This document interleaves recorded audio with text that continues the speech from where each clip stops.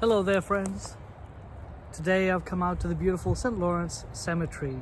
It's a nice warm day and I'll be sharing another article from HBR's collection on communication. This is an interesting article and hopefully will improve your speech giving skills. The title of today's article is How to Become an Authentic Speaker. It's written by Nick Morgan, and a little bit about our author Nick Morgan. Nick Morgan is the CEO and founder of Public Words, a communications consulting firm. Wonderful. Well, let's see what Nick has to say about how to become an authentic speaker.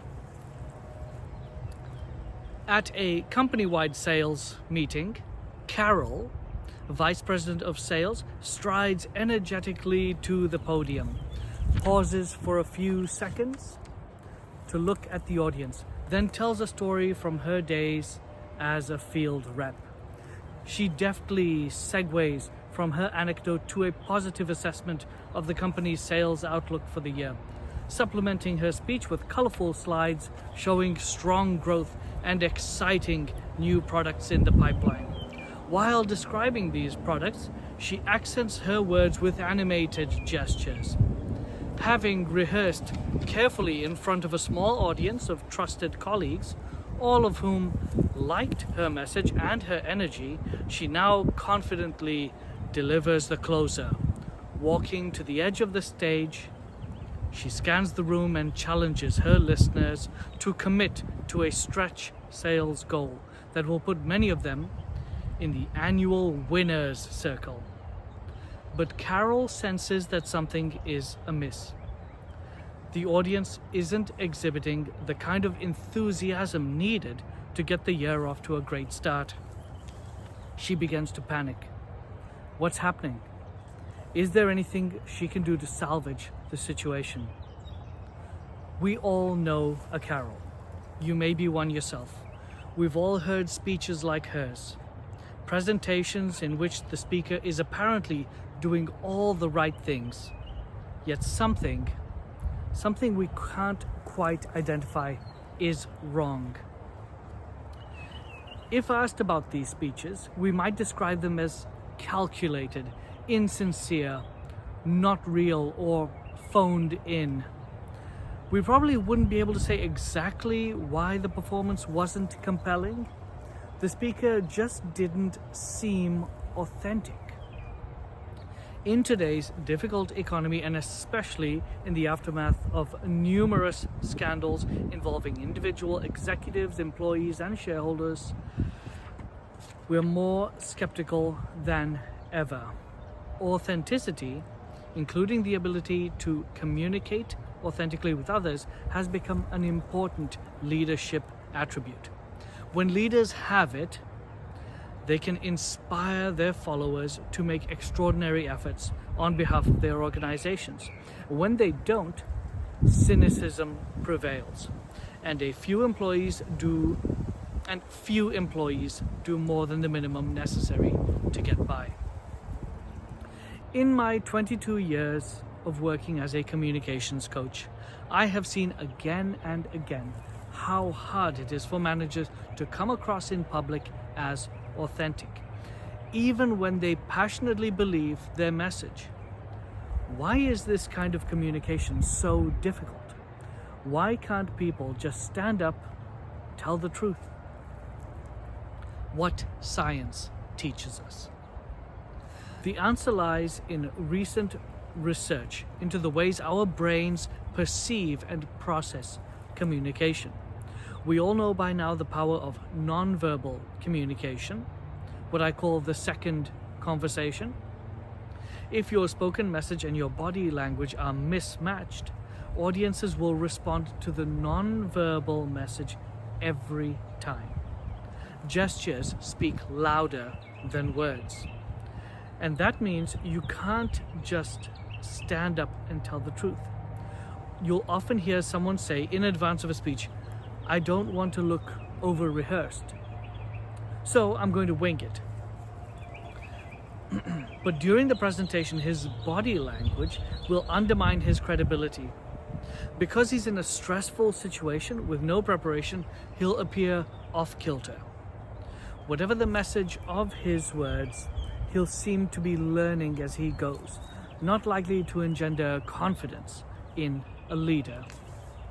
So preparation is important, but the traditional approach, careful rehearsal like Carroll's, often doesn't work either. That's because it usually involves specific coaching on non-verbal elements. Maintain eye contact, spread your arms, walk out from behind the podium. That can ultimately make the speaker seem artificial, robotic. The audience can see the wheels turning inside her head as she goes through all the motions. Why does this calculated body language come off?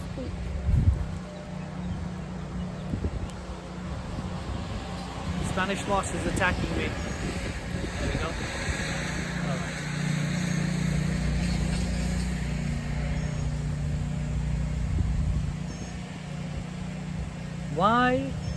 Why does this calculated body language come off as inauthentic? Here's where the brain research comes in. We're learning that in human beings, the second nonverbal conversation actually starts first. In the instant after an emotion or an impulse fires deep within the brain, but before it has been articulated.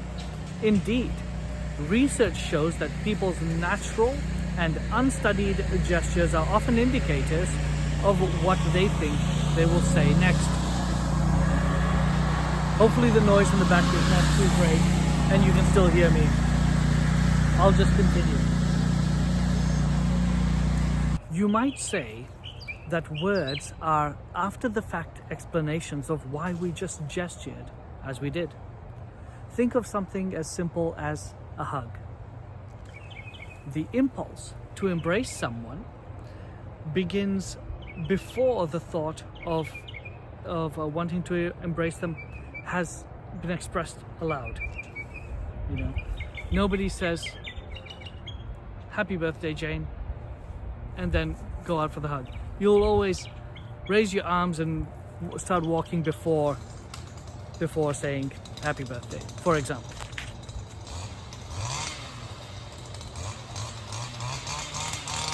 Oh goodness, they're going to be making too much noise here. I think I'll move to a more quiet location. Okay, I've come to a new location, so I had to escape all the noise from the gardeners. So I will continue.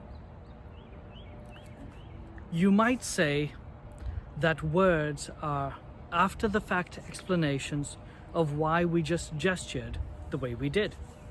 Think of something as simple as a hug. The impulse to embrace someone begins before the thought that you're glad to see them or her has fully formed, much less been expressed aloud. You raise your arm and you go in before you say, "Oh, happy birthday, Jane," and go give them a hug. Or think about a typical conversation. Reinforcement, contradiction, and commentary arise first in gesture. We nod vigorously, shake our heads, roll our eyes, all of which express our reactions more immediately and more powerfully than words can. If gesture precedes conscious thought and thought precedes words, even if by no more than a tiny fraction of a second, that changes our thinking about speech preparation. When coached in the traditional way, rehearsing specific gestures one by one, speakers end up employing those gestures at the same time or even slightly after they speak with associated words. Although audiences are not consciously aware of this unnatural sequence, their innate ability to read body language leads them to feel that something's wrong, that the speaker is not authentic. Rehearsing authenticity. So, If neither casual spontaneity nor traditional rehearsal leads to compelling communication, how can you prepare for an important presentation? You have to tap into the basic impulses underlying your speech.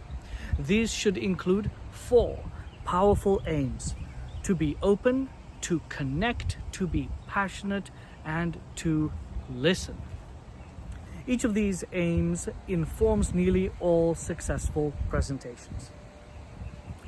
Rehearse your speech with them in mind. Try practicing it 4 ways, adopting the mindset of each aim in turn, feeling it more than thinking about it, feeling it. Forget about rehearsing specific gestures. If you are able to sincerely realize these feelings, your body language will take care of itself, emerging naturally and at the right moment.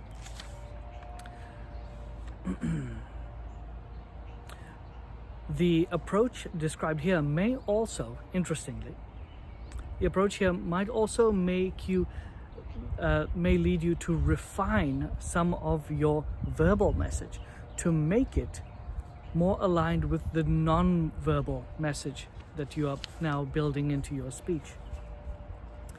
When you actually deliver the speech, continue to focus on the 4 underlying aims. Note the paradox here. This method is designed to achieve authenticity through the mastery of a calculated process. But authenticity arises from the 4 aims, or what I call intents, that I've mentioned. If you can physically and emotionally embody all 4, you'll achieve the perceived and real authenticity that creates a powerful bond with your listeners. Creating this bond isn't easy. Let me offer some advice for tapping into each of the 4 intents. Number 1, the intent to be open with your audience. This is the first and in some ways the most important thing to focus on in rehearsing a speech. Because if you come off as closed, your listeners will perceive you as defensive, as if they somehow represent a threat. Not much of a chance for communication there. How can you become more open? Try to imagine giving your presentation to someone with whom you're completely relaxed. Your spouse, your close friend, your child. Notice what the mental picture looks like, but particularly what it feels like. This is the state you need to be in if you are to have an authentic rapport with your audience. If it's hard to create this mental image, try the real thing.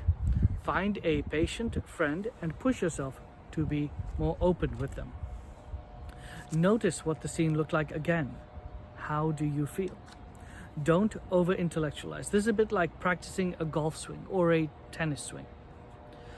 Although you might make tiny mental notes about what you're doing, they shouldn't get in the way of recognizing a feeling that you're trying to replicate later. Openness immediately feels risky to many people. I have worked with a CEO who was passionate about his work, but his audiences didn't respond. He realized that he'd learned as a boy to not show emotion precisely about the things that meant the most to him. We had to replace this felt experience with one of talking to a close friend he was excited to see. Now let's go back to Carol, a composite of several clients. As she works on feeling more open in her presentations, her face begins to light up with a big smile when she speaks, and her shoulders relax. She realizes that without meaning to, she has come across as so serious that she has alienated her audiences. A change in nonverbal behavior can affect the spoken message. Over and over, I've seen clients begin speaking more comfortably and more authentically as the intent to be more open physically led to a more candid expression of their thoughts. The second intent, the intent to connect with your audience. Once you begin to feel open, and you've stored away the memory of what it looks and feels like, you're ready to practice the speech again. This time, focusing on the audience. Step 2 is focus on the audience. Think about wanting, needing to engage your listeners. Imagine that a young child you know well isn't heeding you. You want to capture the child's attention however you can. You don't strategize. You simply do what feels natural and appropriate. You increase the intensity or volume of your voice or move closer. You also want to keep your audience's attention. Don't let listeners slide away into their thoughts instead of following yours. Here, you might transform your young child into a teenager and imagine yearning to keep this easily distractible listener focused on your words. If openness is the ante that lets you into the game, connection is what keeps the audiences playing. Now that Carol is intent on being connected with her listeners, she realizes that she typically waits too long. In fact, until the very end of her speech to make contact with them. She begins her next presentation by reaching out to the audience members who have contributed significantly to the company's sales success, establishing a connection that continues throughout the speech. Fantastic tactic. The third intent now. The intent to be passionate about your topic. Ask yourself, what is it that you feel deeply about? What's at stake? What results do you want your presentation to produce? Are you excited about the prospects of your company? Worried that they look bleak? Determined to improve them? Focus not on what you want to say, but on why you're giving the speech and how you feel about it. Let the underlying emotion come out. Once you've identified it, you won't need to force it in every word you deliver during this round of rehearsal. Then raise the stakes for yourself. Imagine that somebody in the audience has the power to take everything away from you unless you win him or her over with your passionate argument. I worked with a senior partner at a consulting firm who was planning to talk to her colleagues about the things at the firms she valued and wanted to pass on to the next generation as she got ready to retire. Her speech, when she began practicing it, was a crystal clear but dull commentary on the importance of commitment and hard work. As she began focusing on the emotion beneath the speech, she recalled how her mother, a dancer, had instilled in her the value of persisting no matter what the obstacles. She decided to acknowledge her mother in the talk. She said that her mother, then 92, had never let the pain and difficulties she had experienced during her career obscure her joy in performing. Although the speaker shed tears during rehearsal, her passion transformed the talk into something memorable. Carol begins to think about what she's passionate about. Her determination to beat a close competitor, and how that might inform her presentations. She realizes that this passion fuels her energy and excitement about her job. She infuses the next speech with some of that passion and immediately comes across as more human and more engaging. Number 4, the intent to listen to your audience. Now, begin thinking about what your listeners are likely to be feeling when you step up to begin your presentation. Are they excited about the future? Worried about bad sales news? Hopefully they can keep their jobs after the merger. As you practice, imagine yourself watching them very closely, looking for signs of their response to you. Of course, your intent to discover the audience's emotional state will be most important during the actual presentation. Usually your listeners won't actually be talking to you. They will be sending you non-verbal messages that you'll need to pick up and respond to. This isn't as hard as it may sound. As a fellow member of the human race, you are as expert as your audience in reading body language, if you have an intent to do so. As you read the messages your listeners are sending you with their bodies, you may want to pick up the pace, vary your language, or even change or eliminate parts of your talk. If this leads you to involve the audience in a real dialogue, say by asking an impromptu question, so much the better. If time has been set aside for questions at the end of your presentation, you'll want to listen to the audience with your whole body, keeping yourself physically and psychologically still in the way you might when someone is telling you something very important that you dare not miss a word.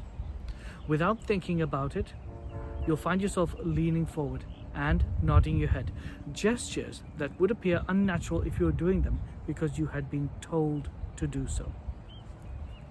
Of course, listening and responding to an audience in the middle of your speech requires that you have your material down cold. But you can also take what your listeners tell you and use it to improve future presentations. Interact with one another and give back to the speaker some of the inspiration that she was giving them. Consider Carol once again.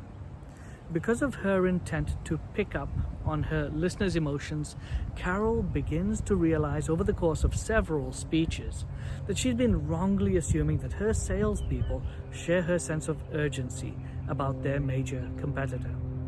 She resolves to spend more time at the beginning of her next presentation explaining why stretch goals are important. This response to her listeners' state of mind, when combined with her own desire to be open, connected, and passionate, strengthens her growing ability to come across as and be an authentic speaker. Hopefully you gained a few tips and you yourself can also become an authentic speaker. Thank you.